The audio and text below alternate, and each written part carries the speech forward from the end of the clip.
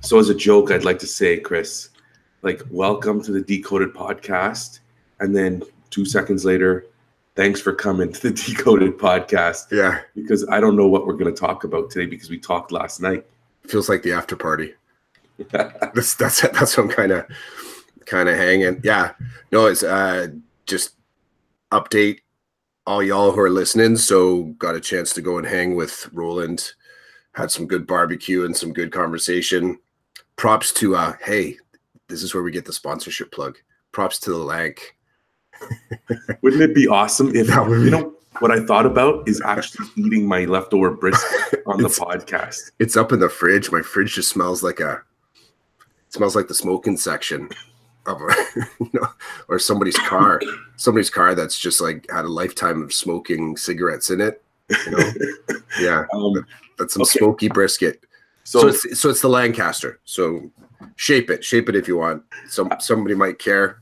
I did. It was delicious. Nobody's gonna care. I know. It's our show. I think that's where we landed last night. Parsley. It's our show. We're gonna do what we want.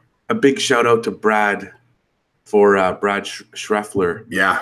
For throwing out there that we do a podcast for no one's interest. Anyone's interest. But it's like, no, this is our podcast. This is what we're doing. So we're going to start with a little bit of barbecue talk. Sounds good. It was epic to get to hang out with you last night. It was good food, good people. I noticed that your beard is clean. All the grease is out. So for the full effect there, I don't know. You could check out probably on your Twitter feed or Insta or my Insta. There's pictures of the art project that was my beard yesterday. It had to do. We'll just leave it at this. Bells and the color green, and there was an outfit that went along with it. Maybe I'll talk about that just as a little social experiment. What that sort of the bigger picture, apart from just the dad style ridiculousness that I was rocking yesterday. Really. Well, let's start there. Let's start there because let's connect it right to our work. Okay. So I dressed up my beard on Tuesday, and I thought it went really well. The kids loved it. We went from we read to 3 classes, and I made a clear connection between the story I was reading and my beard, which was decorated similar to the character in the story. And my kids loved it. And I don't think if people at work were weirded out by it, they didn't really make it known. I got a lot of people that said, that's awesome, way to go. The best response I got, or the most interesting response was from the parents outside, because I do a morning duty in the parking lot. So when the buses come in, I move the sign, the buses come in, and the parents come in that way. They walk in with their kids. And of all the regular parents that I see, I would say like the majority of them made a comment and it was positive. Like, wow, way to go getting into the spirit. Holy cow, the kids are going to love that. Merry Christmas. Thanks for being festive. Like, it brought a smile to people's face. And whether the smile was because they thought it was awesome or because they thought it was ridiculous, didn't matter to me. They were smiling. And at this point in the game, it's really good to see smiles on people's faces. That was my experience. And it wasn't so much a social experiment because I had done it last year. It's just, I'll do it if I can. But I think your experience was or has been a little bit different. So I'll let you step it up and talk about it. So let's go in reverse order. I'll go in reverse order with it because, when I showed up, we kind of met up in the parking lot at the Lank, and I'm still rocking my green beard and little jingle bells hanging from it, which at every move, like all day long, here's the one side effect. I felt like I was being chased by cats because every little move would create a little jingle. So I'll get back to that too as well. So I step out of the car. I'm like, dude, I came right from work.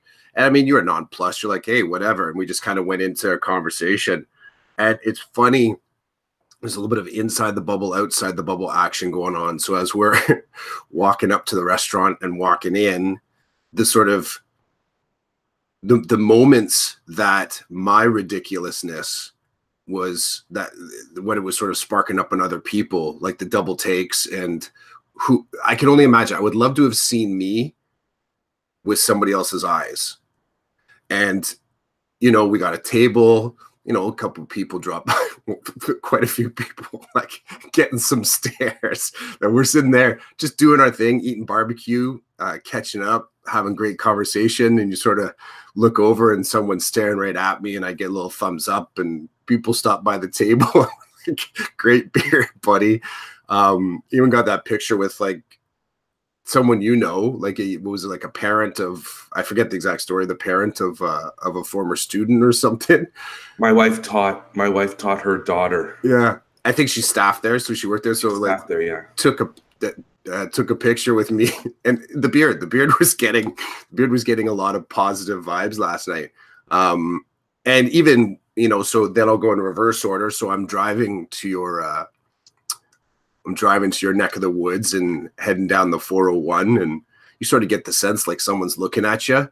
You just kind of get that feel. So, you know, I check my 9 and I look over and there's like a kid looking out the window at me and my green beard. And I kind of look back and, you know, just do a little peace sign and keep on driving. And then again, thinking about what it would be like to see with his eyes, like going down the highway and you look over and there's some dude in a toque and a green beard with bells hanging from it.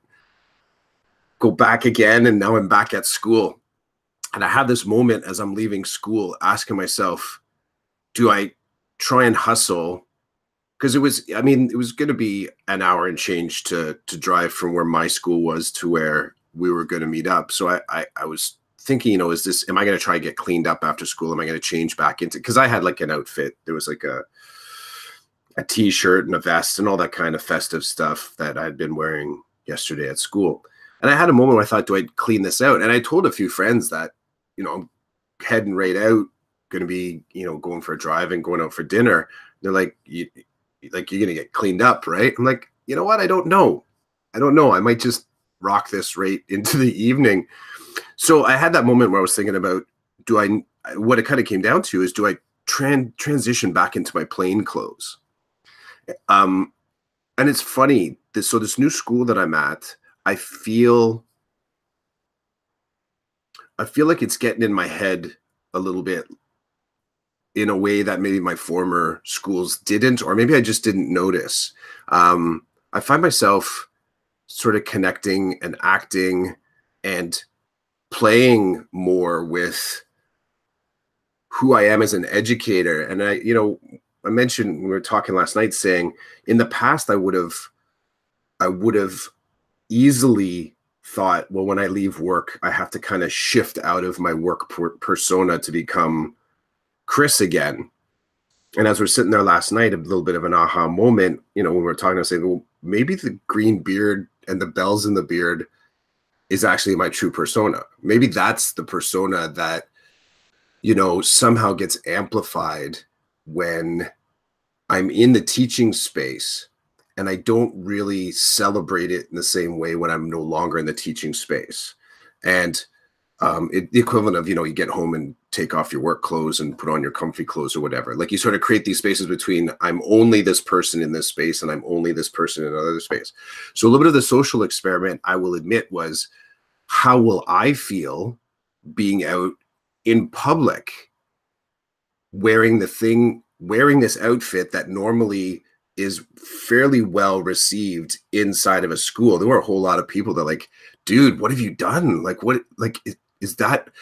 So I didn't tell you this part. So yesterday morning, I'm standing in line at Walmart before school. I had to pick up a few last minute kind of chocolatey things. And I was cooking with 2 of my classes. So I was picking up the ingredients first thing. So this is like 7 a.m. in the morning, the Walmart that's right near the school. So at that time, I'm wearing the outfit. The beard is dyed. I don't have the bells in it yet. I was going to put that on at school, and I'm standing in line, and okay. So first off, I ran into one of my colleagues, and it kind of blew her mind. She's like, "What are you doing? What have you done?" Now this individual, actually, I say Katarina, like she cracks me up. Like there's just so much comedy, and we sort of play off each other.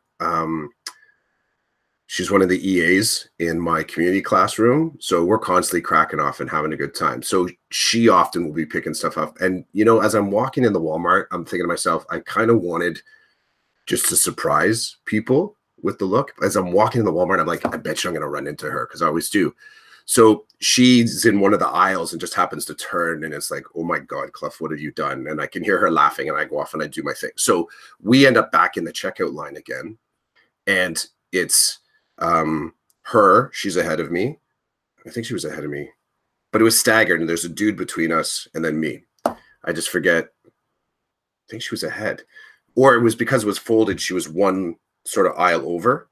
Does that make sense? Like the line kind of snaked. So anyways, dude turns around and he looks at me. He's like, whoa, nice beard. I'm like, thanks, man. Goes, is it natural? So you'd have to check out the feed to see the actual color, because as you kind of called out, it was grinchy green. Like it was just like brilliant grinchy green. And I don't even get a chance to laugh or respond before I can hear it like a couple aisles over, like natural. And it's like my colleague cracking off on it. So I had this idea, like I knew that I would enjoy dressing up like that at the school, because there's a spirit at the school that's starting to get in. I wondered about whether or not, because there's a whole lot of the teachers there that do stuff like that, like they get into it. And so I started to wonder to myself, how much of that is me? Because in the past, I would have made that like it's a work project. And when I'm no longer at work, I could take off the outfit, take off the uniform.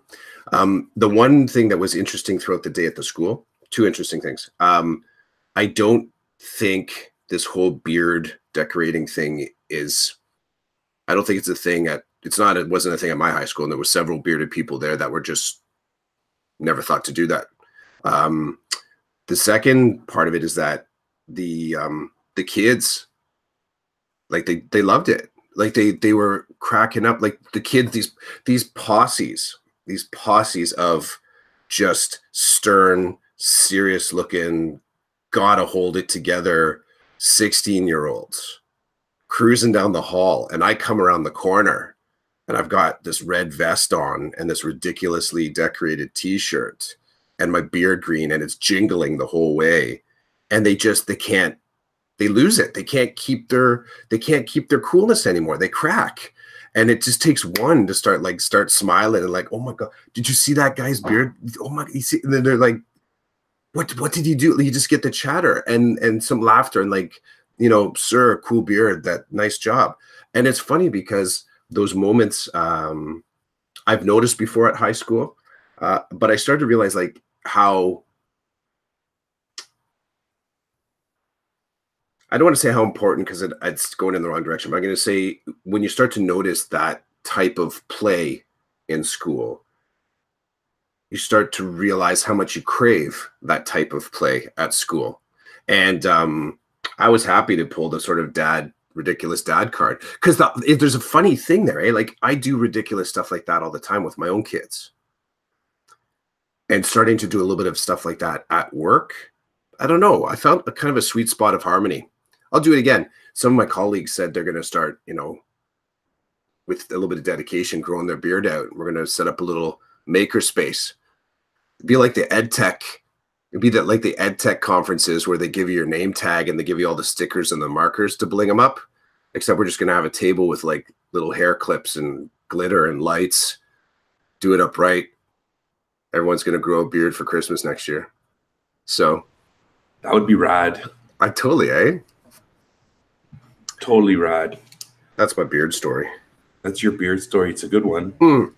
And part of what's wrapped all around this, and was I was wondering, whether or not, and I'll say this sort of, if I could push through into the bravery just to keep wearing it all day, because I realized that's what was a little bit going on there. It's like, it was one thing to be goofy and courageous in the school when it was held inside the teacher bubble, but could I bring that teacher side out And I think that was the bigger reflection here.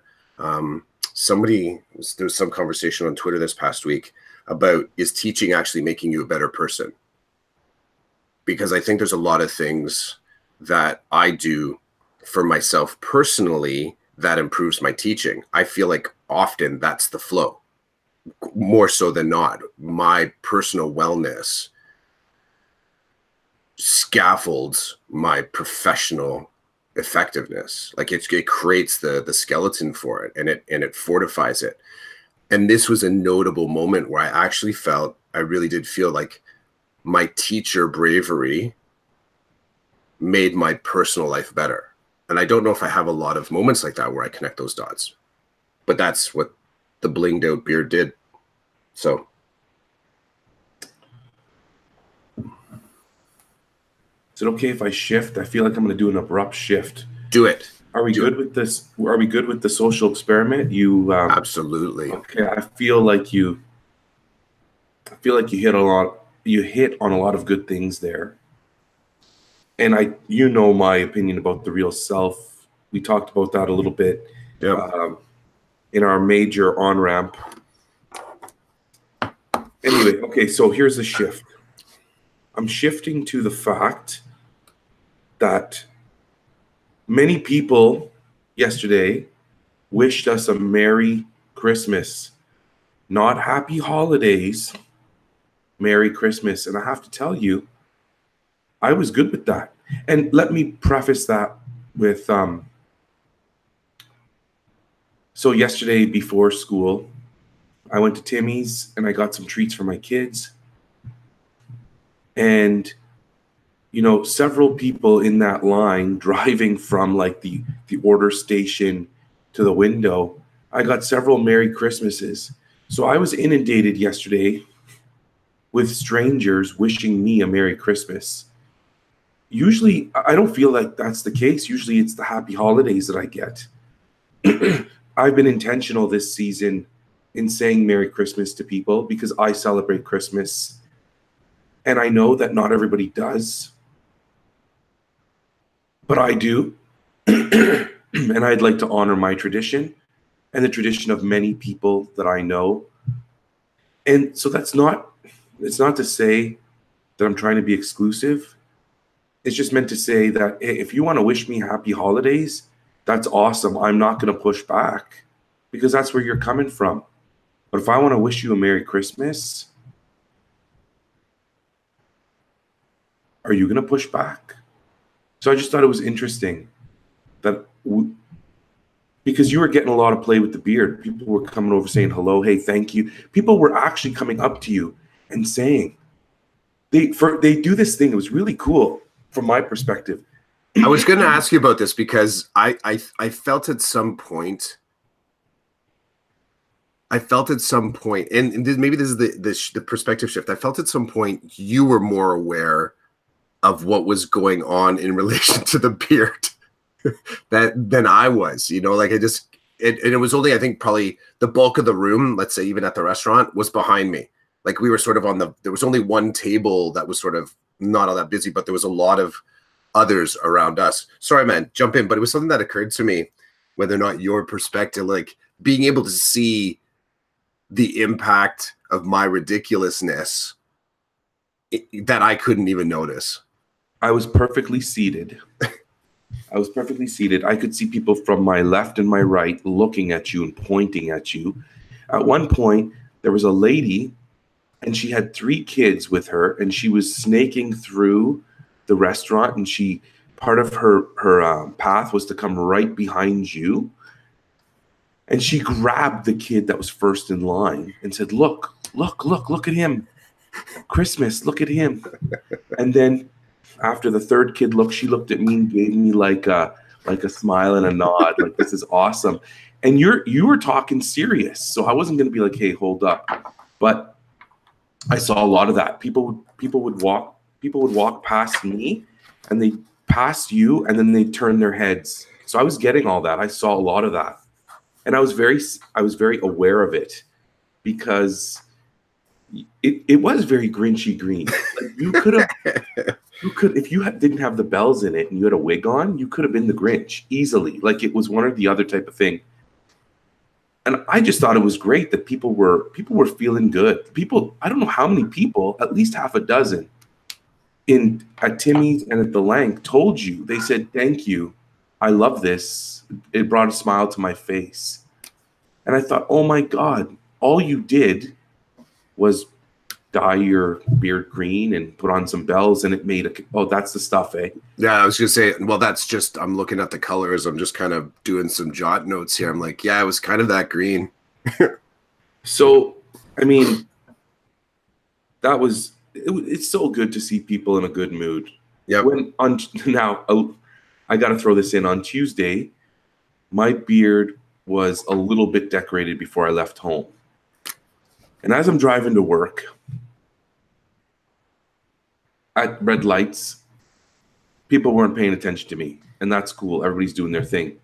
But at one red light, I looked over and I noticed that the guy to my left, his back tire was really low, like stupid low. He shouldn't have been driving. So I lowered my window and stuck my head out the window because he wasn't looking at me. He was in the zone.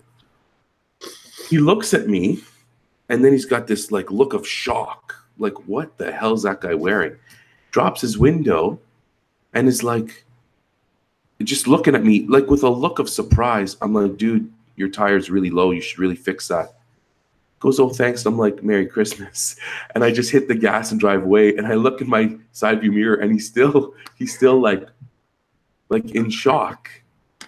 And then when I got to school, I realized that the left-hand side of my beard was a lot more decorated than the right-hand side of my beard.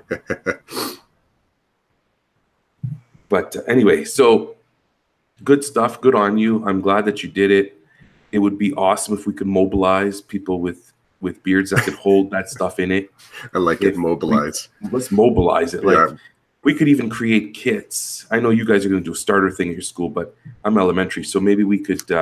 I could buy a bunch of stuff, put kits together, and sell it, not for profit, so that people could buy the beard kit and then just go with the flow.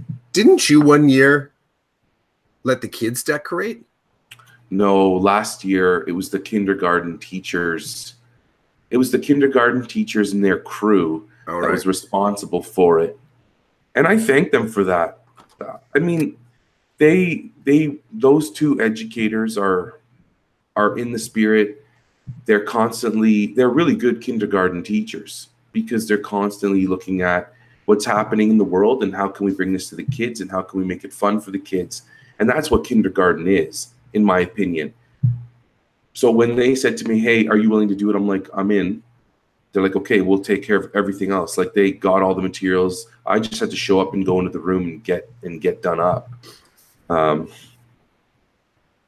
I'm thankful for that because it is so funny because of that. I feel like now I'm equipped. I can do it and I have a story to go with it. And it's this like little show. It's like a traveling show, if you will. And I enjoy it. And my students this year really enjoyed it. And I feel like my students this year enjoyed it more than my students last year because my students this year, a lot of them are newcomers. So I don't think they're exposed to this type of thing from where they come from. I think now that they're here and they're in school and they're seeing like what happens in school and stuff, I think it's just it's kind of cool that I could add a little bit to their schema that wasn't there before in kind of a really cool way. That's how I see it. I don't know if they would agree or not, but I just feel like it added some joy, and this was the week that I think really needed that. So I'm going to shift again, and I'm going to shift to my position this week at school. The week before a 2-week break was to be really aware of my students and to really open my eyes to any behaviors that, were kind of not as prominent before this week, and looking for students who maybe had a little bit more anxiety than usual because of this week.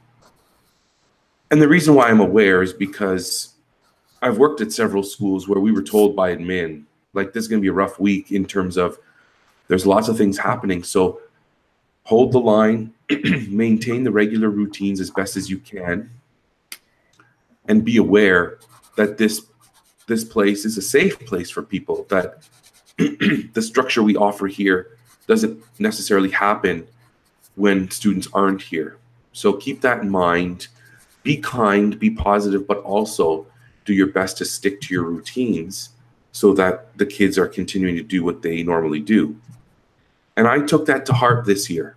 And I'm not going to get into the depth of why and how and what's led me here, but it's kind of cool to sit back and to think that I have, 16 years of teaching experience under my belt, and I've finally awakened in a way that I've never really been woke before. And I feel really good about that. I feel a little bit sad about that I was never able to kind of pick it up the way it was meant to be picked up before. But I'm happy it's here. And I'm thankful that I was able to transition my head into the game. And I have to say, from my view, it was a really good week, generally speaking, because I don't know if it's because of what I did, but it was a good week. It was, in one of my reflections, I said that it was the best week that I could remember before a 2-week break. And it's funny because it's the best week, but I'm in a school where I have a lot of students who are not traditionally exposed to what we were doing this week. So it's kind of that yin and the yang. Like I have kids that are totally out of the loop, and yet we're able to get through without too much difficulty. And then the flip side is I've had kids who are totally used to Christmas routine and what this entails and are like off the walls. Like I had to peel them off the walls at the end of the day on Friday for them to go home because they're just out of control. What does that look like in secondary for you? I don't know if people are wishing each other a Merry Christmas as they leave your building. I don't know. At my school, it's Jesus is the reason for the season. So we make that clear. It's right up front. It's what we do. So I would love to hear about your experience of this week. And I know that you work on the fringe in education. You're working with students. Well, I'm going to let you tell us about that, but I see myself more of a mainstream classroom teacher. And I know you've talked about being on the fringe, so I'd like you to kind of elaborate there if that's where your end takes you. I've started. I like that you brought that back. That's an old mindset that I used to really kind of put that vibe out first, and in regard to my context. And I think the longer that I've thought about it, the more it sat with me, I almost feel like I have to shape it a little bit. And what I mean by that is, I think my interests in education, kind of push me to the edges of what's going on in education, whether it's the technology or just the different career options, or the theoretical stuff like changing habits and taking chances. Like I sort of, let's say, look outside the mainstream for inspiration. And I think I said to you, there's I have a disproportionate amount of things that inspire me for education that have nothing to do with education. Like I'm always looking outside of EDU to make my EDU better. And I think a second layer to that I didn't really have a clear sense of initially when I was talking about that, because I think there was something like there was a little bit of a bragginess to it, that somehow I'm existing in spaces that like somehow I should be complimented, or like, oh, cool, like, yeah, that's awesome. Like I was setting up that context of a conversation of, oh, I'm so happy that that you're doing that, and that's valuable work, and it's awesome that you're there. It's so necessary. Like that was sort of like the responses to it. And I think I would think to myself, oh, I must be on the right track. If other people think that it's valuable work, it must be on the right track. And I started to get to a place where and just to shape that for anyone that's just listening, so I've been in guidance and special education and alternative education, and also worked with students on suspension and expulsion. And right now I'm in an autism and ASD community classroom, working with the kids on life skills, but healthy eating and culinary. I'm trying to build this program at the high school that I'm at. And I've started to realize that my interest may be on the fringe, but I want my kids to be brought into the mainstream. And I'm starting to realize the sort of the paradox of that in the past, because I think there was something in me existing with the kids on whatever this edge of education that we could identify outside the mainstream or outside the big school. And I've come to understand that what I'm really trying to do is to get the main school and the kids back in a relationship again. And I can remember so when I was hired, so the way the hiring goes is that in June, often the new staff get to go to their new school. So there's professional development days at the end of the school year that the new teachers, you would leave your school for a day or a morning and you would get to go to your new school and hang out with the staff. You might be a part of one of their staff meetings. You get to meet a few people. And in doing so, you get to meet, kind of maybe see your classroom. And I can remember, like, in that moment of being able to go to the new school, I was sort of hyper aware that I was shifting back into a larger school context, that there would be resources more readily available. Prior to that, it was like very much like a single school. So the program that I was in coming out of was with suspended and expelled students. We were on school property, but in kind of an independent school within the school system, because when a student gets suspended, they have a right to an education, but they can't be on their home campus often. So we were very much an island where if we needed something, we couldn't just go to the big school to get it. Like we had got mail there, but if we had staff meetings, it was done centrally. If we needed to collaborate with our team, it had to be done centrally. It wasn't all there for us. And in doing so, we started to realize that distance created lag when we needed resources. Like, it was challenging for us to get the things that we needed, only because of the timing of it. It had to either be sent or couriered, or we had to wait till our staff meeting. So when I got into the school and I got to meet the team that I would be working with, we started to talk about how much a part of the whole school the ASD, the community classes were. And I'm slowly creeping up to your question about seasonality here. I've wondered in the past, and this is me observing from a distance, how considered, how capable a school is to map out the involvement of community classes, which could be an autism group, it could be a DD, developmental disabilities, it could be a learning strategies classroom. So some of these classes, it could also be a classroom that specializes in complex needs. So the ones that I think, in the general sense of discussion in education, they may be considered to be on the fringe. When they're a part of a whole and in a larger school, what sort of discussions, planning, plotting are in place to assure that that kid still benefits from any sort of a celebration, any sort of an event in the school, any sort of big picture item that's meant to harmonize the school and bring everyone together. Now, I will say the school that I'm at, we're fluid. We move through the halls, we connect with other students. And when I say we, I mean, let's say the special education department, our students that we serve, and the school as a whole. My observations yesterday with the how well that played out is on days when you have special schedules.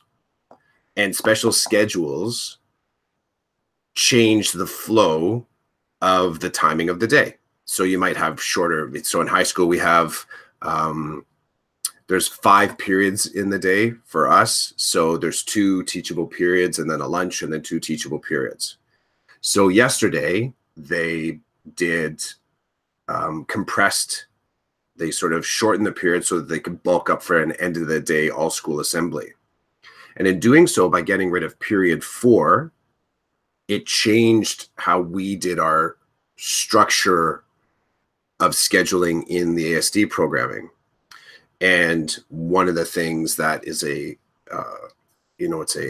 a compulsory component there. One of the things that we're always trying to do is maintain that structure. Like we're holding the schedule, predictability, comfort, anxiety, trying to head off other sort of behaviors that might be a part of the whole kid as well. So yesterday with the schedule changing, it didn't even matter that in my classroom, the schedule was still the same as far as the order of operations that we went through. It was the fact that the periods were coming out of order. And then we come out of that into a lunch that wasn't in the normal time slot. And then that goes into this big assembly at the end of the day. So it was a whole lot of little bits of friction that throughout the day, I was aware of just that energy. And I was aware of whether or not the day was going to be a day where we're going to have to be communicating with parents, like that it was going to be a good day. So that's sort of a new space of observation that I've been aware of, is like how well the community classes can access these big picture events. That was my thing. I want to ask you directly. Yeah. Now that you're teaching, you call it a community living classroom. Is that what you call it? Well, I mean, it's a community classroom. It's a community classroom. Predominantly ASD students. It's in every student. So I'm the in-house. So we in high school they do what's called, for community classrooms, they do something called integration periods. So integration periods would be where the students get out of the actual homeroom that they're in for most of the day, and they might go take art class, they might take phys ed. It's almost anything that you could think of, and depending on the configuration, they could be K-coded, which in essence means that it's not a credit bearing, it's an experiential credit that the kid, or class subject that the kid is participating in. For my students, the course that I'm delivering, the curriculum that we're playing with, the activities that we're doing, it is K-coded. So it's tied to, I use the kind of the grade 11 hospitality course, which has expectations. I use that as a framework of reminders about what I can do. But I have the freedom within that to differentiate and structure lessons according to the kid, where they at. So when I say the living part of it, I think I might have inadvertently blended 2 different terms that could mean something more. Community classroom, which is the identifier for the grouping, or say cluster of the students that I serve. It's the independent living skills that I'm trying to develop. So these students are eventually, what I'm trying to keep in mind is, how do I get them job ready? And what ways can I get them job ready? And I just happen to be using culinary as a vehicle for that. So teaching them how to cook, how to sort of, we do laundry, we do measurement and recipe and portioning and bagging and all this kind of stuff, that the tasks that I'm working them through look like something that if they end up getting some work, cool, they could get paid for it, have some independent skills if they end up living in some sort of supportive environment outside of the home, group home possibly, and just maybe at home set them up so that they can cook with their family. So that's the picture. I don't talk much. I started to realize as I'm given the shape, I don't talk much about the day-to-day, right? I don't. I'll work on that. I'll start sharing more. I love hearing about it, because yesterday was pasta and sauce. That was what we did. Pasta and sauce with fresh basil. That's what we made. And I had them make like cheese bread on a baguette. So that was what the cooking lab was. So when do you hit chicken primavera? When does that happen? My dad. I did what I didn't share about that story. So that was just, folks, quick story about my dad's perception of what a chicken primavera was. I never got to the end of it, which was how pissed off he would be when it wasn't the thing that he was looking for. So when it wasn't the white sauce with the grilled chicken and the specific list of vegetables, came with a red sauce and like 2 vegetables. It's like, this is not a chicken primavera. Like, dude, no restaurant, it has like the template for a primavera. Ease, bud. I love it. Is your dad still alive when you were a chef? Yeah. Oh yeah. There's stories there. Because when I was working in downtown Toronto, he was still working downtown Toronto too. So dude would he just glowed because he would come into the restaurant and he would get to come in the kitchen and he would get to sort of see his son doing a thing. And it's a little bit like being able to see behind the curtain. Everyone goes to restaurants for the most part, or you go to some place where you're going to get food and you think to yourself, geez, I wonder what it looks like behind there. Like, what are they reaching down into? What's that noise? I would bring him right in the kitchen, walk him front to back, and he's just cruising through there like a VIP. He'd love it. He loved it. That's awesome. Mm-hmm. I don't know if we've talked much about dad moments. You know what I mean? Like our dads? Yeah. And just moments where you can make a connection to how we act with our kids now. Like I've had some moments lately where I catch myself telling my boys how proud I am of something they had done or something they had said, or just a moment in time where it's like this extreme pride, it gets me thinking every now and again about my dad. Not too much, because it's funny how time flies.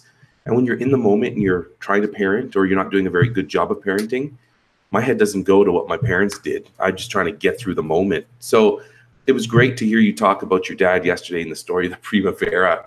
I think that's hilarious. I'll share a funny story about my dad, and then I think we got to cut it off because of the time. But so I remember one of the happiest days of my dad's life was when I got into university, but more so like my first day of going to university. So it was like the first day of school all over again, but it was better because I didn't start at 8:30 kind of thing. I started at 1, and I could drive myself and do whatever I wanted. So I told my dad that the first course of my day was a course that had different sections. It had 4 sections, and I was one of the sections. And then one of the sections was recorded and then broadcast on the university's cable channel. And the cable channel was on like Rogers Cable. So anybody who had Rogers Cable in Ottawa or the surrounding area could watch lectures at the university. And what happened was, like a couple of days later, it's like the evening and my dad's in the room and I'm flicking the channels and I stop and I'm like, hey, Dad, like that's my class. I'm in that class. I was there the other day at 1 and they record it and then they play it today at 8 p.m. for all the people who do it on TV and not go to the class. And my dad's like fascinated, like just fascinated. And the pride beaming off of him that his son's in university, like a really big deal for him. And then sometimes the camera would veer off the professor and show the students. It turns and it shows this one student. He's sitting in his auditorium seat and his feet are up on the other seat. My dad is appalled. He lost it. He did. What is going on? Why does that kid have his feet up? The kid, right? We were kids. It didn't feel like that at the time, but we were kids. He was dying because his whole idea, it's like your dad's chicken primavera. It's got to come a certain way. It's got to look a certain way. My dad's picture of a university student is, wearing the button-up shirt, sitting in the chair, taking notes, and like giving the professor every single minute of their attention. I'm like, no, Dad, that's not what I saw. I mean, he's like, did you do that? I'm like, no, I didn't put my feet up anywhere. I just sat there and listened. My dad didn't know I was scared to death. I'm like, okay, I'm here. I got to do well. I got to listen. I got to take notes. And it's awesome because I didn't even know how to take notes. Nobody prepared me for university. Me Nobody neither. prepared me for anything. It's, oh, now you're going to get me going and we can't. But anyway, you know, I'm sure people were delighted in the fact that all these new students didn't know what to do. And, you know, some either swim or some sink, whatever, who cares? Which is for another episode. But I just remember the first time. Let's do that. Just to jump in. Let's do that first year. Maybe that's maybe we could do that one next year before the new year. If we can, if we're gonna be here next week, but our next episode, all the messes that we kind of stepped in first year. Right? Everything that I didn't know that I should be doing in first year university. And we can even, if we want to be brave, we can even drop first year teaching. Oh, because I've got some doozies there that I learned in my first year that I'm holding on to with dear life. But anyway, I wanted to throw that in. So shout out to our dads. Shout out to dads. Merry Christmas, Dad. Primavera.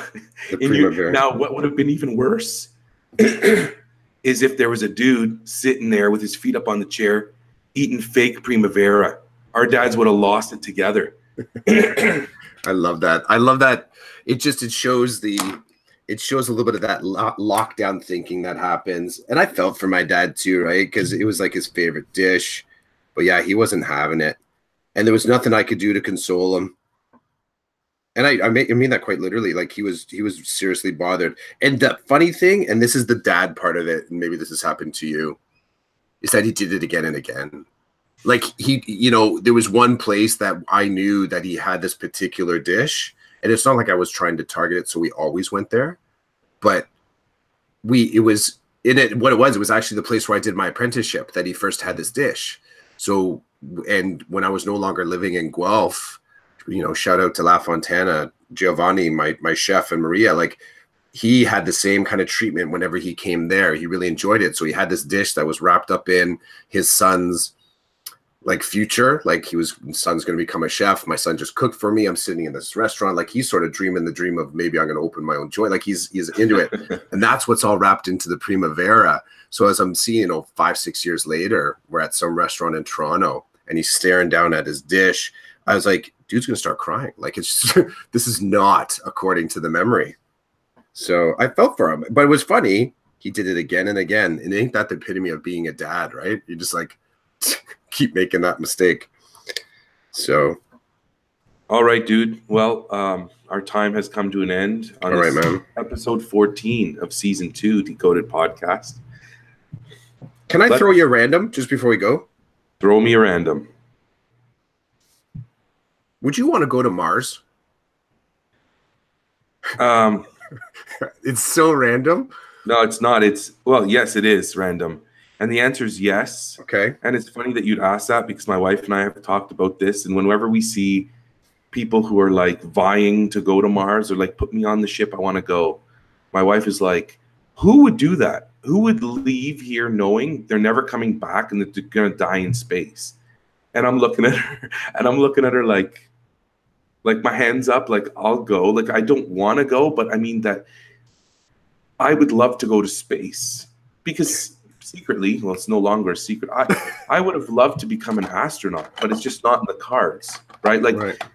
I am, if somebody said to me, hey, you have the opportunity to become an astronaut and go to space, are you in? The answer is yes. Well, it's yes if I don't have to consider my family or anything else, but yeah, put me on that ship and send me up there. And my wife and I have had this conversation. She's like, what's the draw? I'm like, to go where nobody's gone before, like to check something out that's never been checked out before.